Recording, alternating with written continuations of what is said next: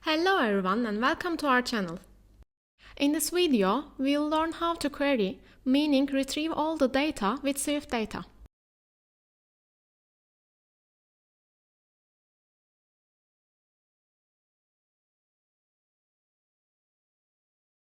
We'll list the words saved in our database in the word list view. If you want to learn how to insert data with SwiftData, check the link to the specific video in the description below. If you are already familiar with that concept, I'll quickly show the current code of the app. The goal of the app is to save words we learn while studying a new language. We save the word, its description, and an example sentence using this form.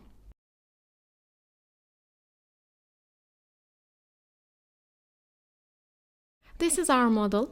As I mentioned earlier, we use SwiftData for data persistence. Additionally, I've added an ID column to our model to handle potential duplicate words we might encounter later. Content view is the entry page of our app. I want to see the list of words already saved in the app as soon as I open it. So I placed the word list view here. This is the main file of the app, where I've included our model into the schema. That was a quick tour of our app's project. Let's get started to building our new view.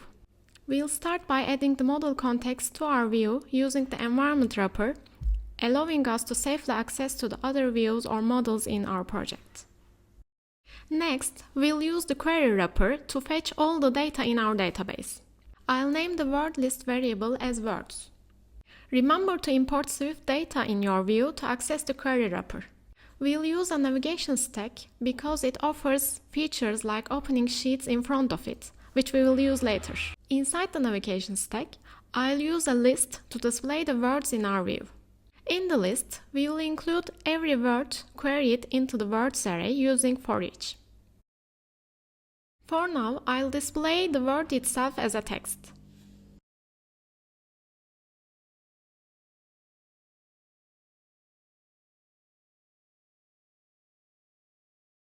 Let's run the app and see how it looks.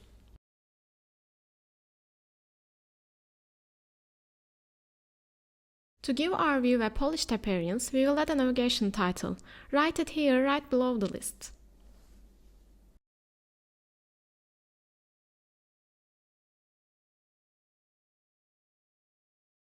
Check the app to see how it looks now. Our word list is now complete for the moment. We have successfully listed the words saved in our database using SwiftData. Next, we need to navigate to the New Word view to insert new data. Since Word List view served as an entry page of our app, I want to open New Word view in front of it. To do this, we'll define a variable to track whether the New Word view is presented on the top of the Word List view. We'll create this variable using state wrapper, which holds information and allow modifications as navigation logic requires. Making it private ensures the variable is accessible only within this view and its subviews. Now let's add a plus icon to open New Word view in the top right corner. I'll place a toolbar item, which is a button that simply modifies our state variable.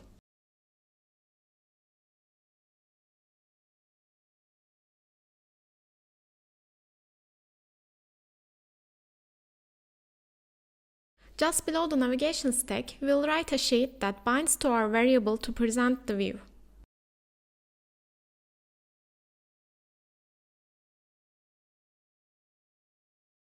Let's run the app and test it. To learn how to use your phone as a simulator, check the description box for the link to that video. As you can see, our app works as intended. You can also test your work using the canvas on the right side of Xcode. To do this, you'll need to specify your model container in the preview section. Remember, this works with your model in memory, so every time the canvas refreshes, your data will be lost, unlike with the simulator. That's it for this video. Don't forget to subscribe to our channel and leave a comment below about what you would like to learn next.